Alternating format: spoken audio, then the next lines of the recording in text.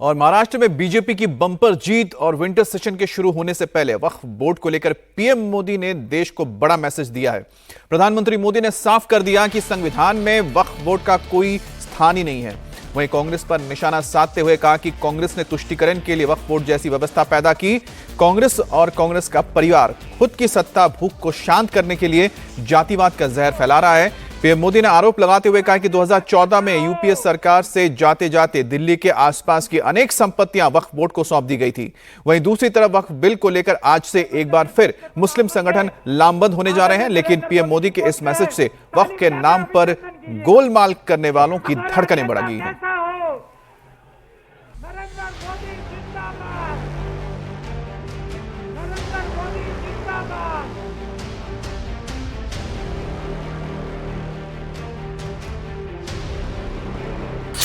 महाराष्ट्र में बम्पर जीत, मोदी का message loud and clear. संविधान के साथ इस परिवार का विश्वासघात है। मोदी सख्त, क्या विंटर सेशन में खत्म होगा वक्फ का वक्त? संविधान में वक्फ कानून का कोई स्थान ही नहीं है। वक्फ पर मोदी का वार, कांग्रेस को लग गई मिर्ची। परिवार की सत्ता भूख इतनी विकृति हो गई है कि उन्होंने सामाजिक न्याय की भावना को भी चूर चूर कर दिया। महाराष्ट्र विधानसभा चुनाव में बम्पर जीत के बाद बीजेपी जहां एक है तो सेफ है के नारे को आगे बढ़ा रही है, वहीं विंटर सेशन से पहले पीएम मोदी वक्फ संशोधन बिल पर खुलकर सामने आ गए हैं। पीएम मोदी ने महाराष्ट्र की जीत के जश्न के दौरान देश को लाउड एंड क्लियर मैसेज दे दिया कि देश में वक्फ के लिए कोई जगह नहीं होगी। बाबा साहब आम्बेडकर जी ने जो संविधान हमें दिया है ना, जिस संविधान की रक्षा के लिए हम प्रतिबद्ध है, संविधान में वक्फ कानून का कोई स्थान ही नहीं है। लेकिन फिर भी कांग्रेस ने तुष्टीकरण के लिए वक्फ बोर्ड जैसी व्यवस्था पैदा कर दी। ये इसलिए किया गया ताकि कांग्रेस के परिवार का वोट बैंक बढ़ सके। सच्ची पंथ निरपेक्षता को कांग्रेस ने एक तरह से मृत्यु दंड देने की कोशिश की है। वक्फ बोर्ड के सहारे पीएम मोदी ने कांग्रेस को भी जमकर आड़े हाथों लिया। पीएम मोदी ने सीधा आरोप लगाया कि कांग्रेस ने तुष्टीकरण के लिए वक्फ कानून बनाए। कांग्रेस ने संविधान के साथ विश्वासघात किया। संविधान के साथ इस परिवार का विश्वासघात है। कांग्रेस ने तुष्टीकरण के लिए कानून बनाए, सुप्रीम कोर्ट के आदेश तक की परवाह नहीं की। इसका एक उदाहरण वक्फ बोर्ड है। दिल्ली के लोग तो चौंक जाएंगे। हालात ये थी कि 2014 में इन लोगों ने सरकार से जाते जाते दिल्ली के आसपास की अनेक संपत्तियां वक्फ बोर्ड को सौंप दी थी। पीएम मोदी यही नहीं रुके, उन्होंने ये भी आरोप लगाया कि कांग्रेस पार्टी ने सत्ता की भूख के लिए देश में जातिवाद का जहर घोला। सत्ता के लालच में गांधी परिवार ने अपनी ही पार्टी की जातिवादी विरोधी सोच को खत्म कर दिया है। एक समय था जब कांग्रेस के नेता इंदिरा जी समेत खूब जात पात के खिलाफ बोलते थे, पब्लिकली लोगों को समझाते थे, एडवर्टाइजमेंट छापते थे। लेकिन आज यही कांग्रेस और कांग्रेस का एक परिवार खुद की सत्ता भूख को शांत करने के लिए जातिवाद का जहर फैला रहा है। इन लोगों ने सामाजिक न्याय का गला घोंट दिया है। साथियों, एक परिवार की सत्ता भूख इतने चरम पर है कि उन्होंने खुद की पार्टी को ही खा लिया है। पीएम मोदी के इस मैसेज से साफ है कि सरकार वक्फ संशोधन बिल को लेकर बनी जेपीसी की तैयार रिपोर्ट को शीतकालीन सत्र में हर हालत में पेश करेगी।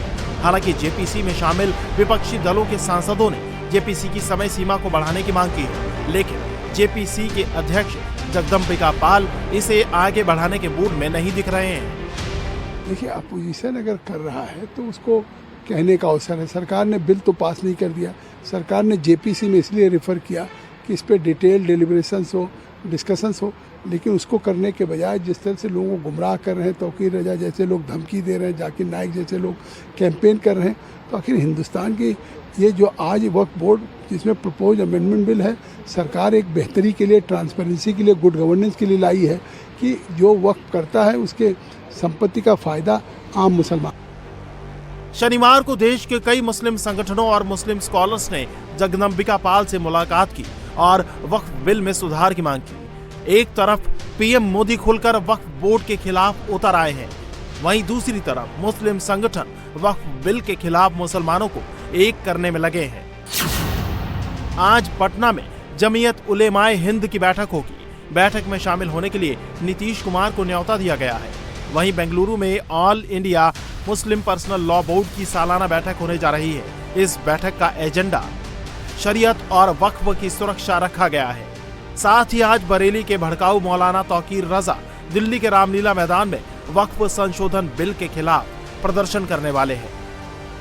हालांकि दिल्ली पुलिस ने तौकीर रजा को प्रदर्शन की इजाजत नहीं दी है। इस पर तौकीर रजा ने ऐलान कर दिया है कि भले ही उनकी परमिशन कैंसिल कर दी गई हो, लेकिन वो रामलीला मैदान में जाकर ही रहेंगे।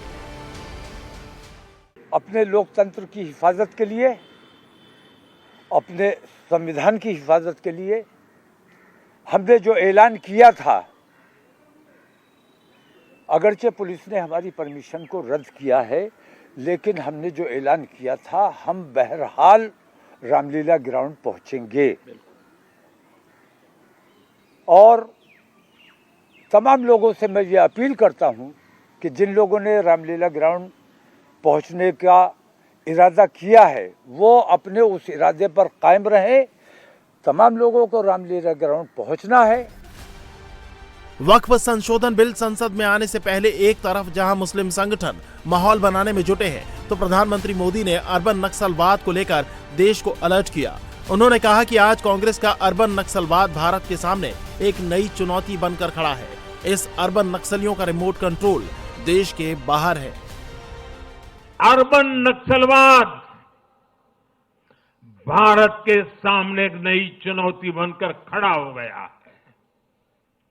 इन अर्बन नक्सलियों का रिमोट कंट्रोल देश के बाहर है और इसलिए सभी को इस अर्बन नक्सलवाद से बहुत सावधान रहना है। आज देश के युवाओं को, हर प्रोफेशनल को कांग्रेस की हकीकत को समझना बहुत जरूरी है। वहीं पीएम मोदी ने जम्मू कश्मीर में आर्टिकल 370 को लेकर भी कांग्रेस के इरादों पर पानी फेर दिया है।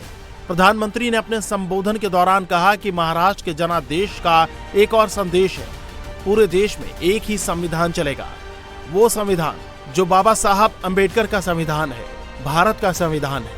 देश में जो दो संविधान की बात करेगा, उसको देश पूरी तरह से नकार देगा। आज महाराष्ट्र के जनादेश का एक और संदेश है। पूरे देश में सिर्फ और सिर्फ एक ही संविधान चलेगा।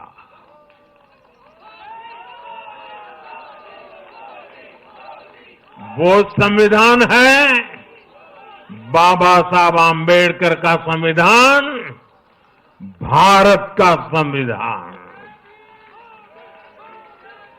जो भी सामने या पर्दे के पीछे देश में दो संविधान की बात करेगा, उसको देश पूरी तरह से नकार देगा। कांग्रेस और उसके साथियों ने जम्मू कश्मीर में फिर से आर्टिकल 370 की दीवार बनाने का प्रयास किया।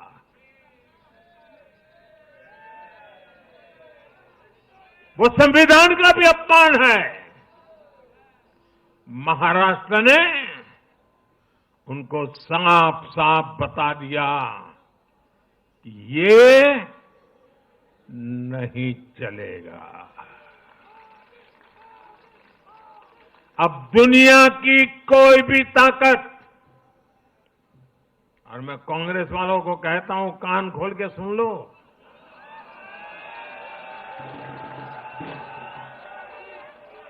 उनके साथियों को भी कहता हूं, अब दुनिया की कोई भी ताकत 370 को वापस नहीं ला सकती। पीएम मोदी के एक हैं तो सेफ हैं के नारे ने देश में कांग्रेस और इसके इकोसिस्टम को तोड़कर रख दिया है। यही वजह है कि महाराष्ट्र में राहुल का ना तो जातिवाद चला और ना संविधान खत्म करने वाला कार्य। एक परिवार की सत्ता भूख इतने चरम पर है कि उन्होंने खुद की पार्टी को ही खा लिया है।